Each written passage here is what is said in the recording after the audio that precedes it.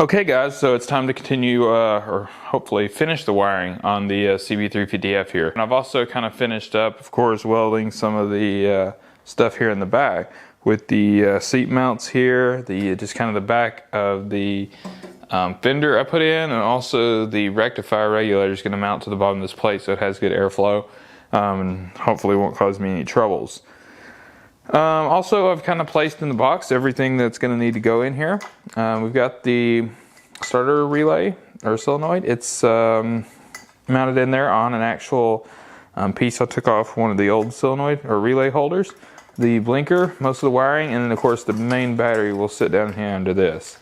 I've also got the tank on right now with the coils and pretty much everything in the place where it's going to go. That way I can really see where the wires are going to be and how much room we have. And the reason I have the tank on is so I can look under here and see where I have some room to stuff the wires. So hopefully I can show you that real quick. So what I mean is that under the tank here, if you look down in there, there's some room. Yeah, there you can see down in there pretty well actually. Quite a bit of room really. You can see the coils down there on either side. So that's what I was looking at with this tank here, is I wanted to see how much room particularly is under this area. Let's see if we can get under here. Kind of up there, not a lot on this side, most of it's on the other side. So in particular, it looks like I'm going to have several of these connectors end up kind of under this area of the tank right here. Quite a bit of room between the frame, behind the coils, and then between the back right here. So there's a bit of room for connectors and stuff behind the coils. So I'm going to go ahead and remove the tank so we can get started on this. Okay, so kind of what I was talking about here is we have some room behind this coil where I can probably put this big connector up here out of the way that's hidden behind the tank. You won't see it. It's going to be pretty clean. So I think that's what we're going to do there. Up here, the wiring harness doesn't really need much of anything. It's fine. So I'm going to leave it pretty much as is from this point forward. So that's why I unwrapped it to there, and I just went ahead and took all the tape off going back to here in this section so we can figure out where everything's going to go. Also, we've got the engine lead here for the ignition spark thing. That's going to end up here also, right there. So I'm going to have to extend the brake over here because that also is supposed to go over here. So one of those is going to have to be extended around. Also down here, this is the lead I was talking about. This is the one that plugs into this. So it's way too short to make it up here, but I think I'm going to extend this one out quite a bit. This is a new harness, so it'll be easier anyway, up to here. But we can do that at the end. So, but this, I do want it to go there. So it's going to be about right there.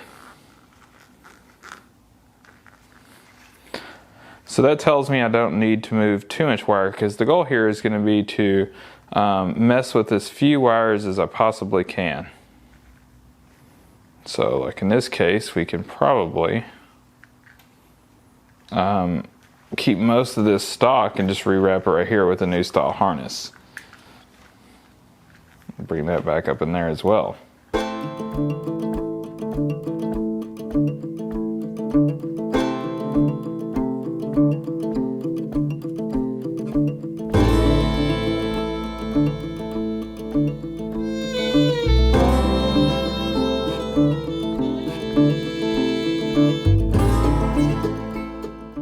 So the reason I'm exposing this one is because the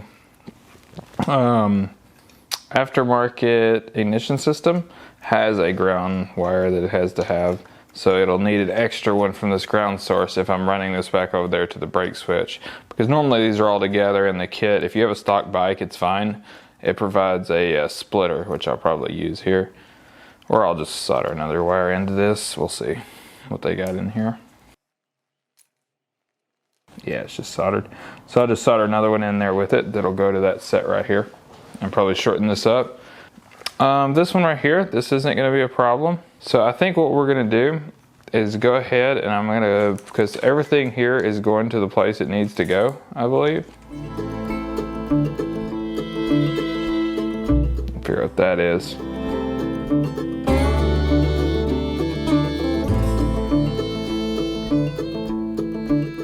Okay, so now that I've got most of the wires grouped together, kind of roughly where we want them, like we know these are all the tail light harness, we can use this kind of as the template. We know we want it to go kind of up in there like that, stay pretty tight.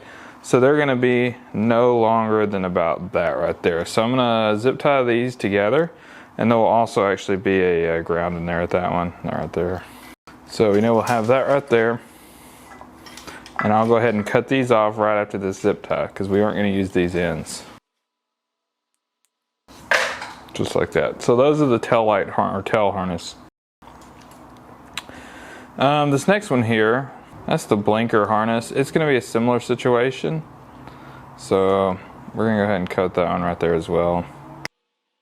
And those will likely be quite together right there. These also are going to be much shorter, so I'm going to cut those off. So these will get connected together right here. I'm not too worried about looking at the exact wire out of that right now because it doesn't matter. That will go to that, so we aren't going to mess with that right now, but we do know it's going to be shorter, especially on this front right here. So I'm going to go ahead and put that connector about right there for now. This also will go up there, but it's too short, so I'll have to fix that. But we will make the connector about this long. So this is obviously massively too long. It's just a small wire, but it's down in this thing. So we'll go ahead and cut that one as well. I don't know the exact shape of this yet, is the only issue. But I know this is going to be too long. We don't want this to be so long. So obviously I do want to keep this fuse, but we don't need near this much wire. So I'm going to cut it down here as well, and then I'll probably resplice it so this fuse sits kind of about right. Maybe I'll keep it like this and do a little back and forth action. Yeah, I think that's what I'll do with that.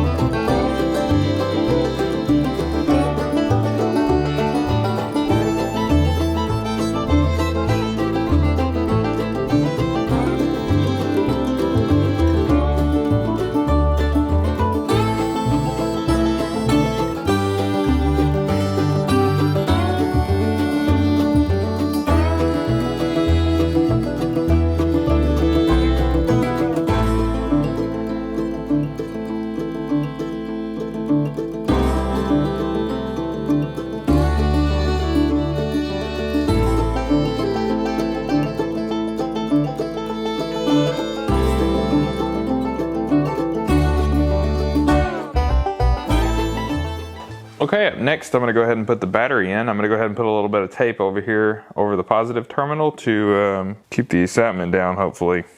I went ahead and put the screws in just to kind of give me an idea of the space. I'm also, when I put this in for the final time, it's going to have a bit of foam underneath it that I'm going to put into the box here. But it's going to sit in here just about like this. It sits at the bottom of the battery box. So I'll have most of the connectors here on top of it. So I can go ahead and start to look at this where everything's going to fit together.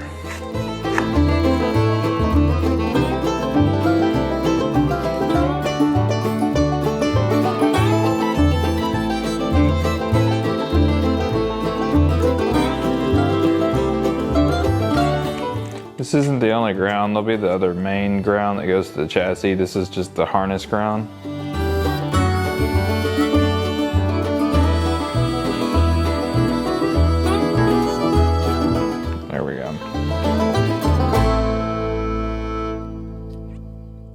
Okay, so we've got that coming through, that ground, and then we've got these here that are going to be down below the harness as well. I'm going to go ahead and pull out separate. Right there for the starter relay solenoid.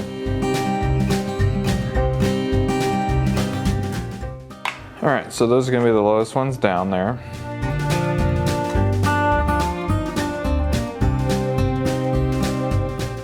Yeah, I think it's going to work pretty nice right there, guys. So that's upside down. Actually goes like that. And then that'll connect in right there. So yeah, I'm gonna have that about right there, maybe even a bit further back even. Maybe right there. And then I have that coming just straight into it, and that'll sit on top of the battery under the seat. Put it right there. Then we'll have this one coming back this way to keep it nice and kind of neat looking.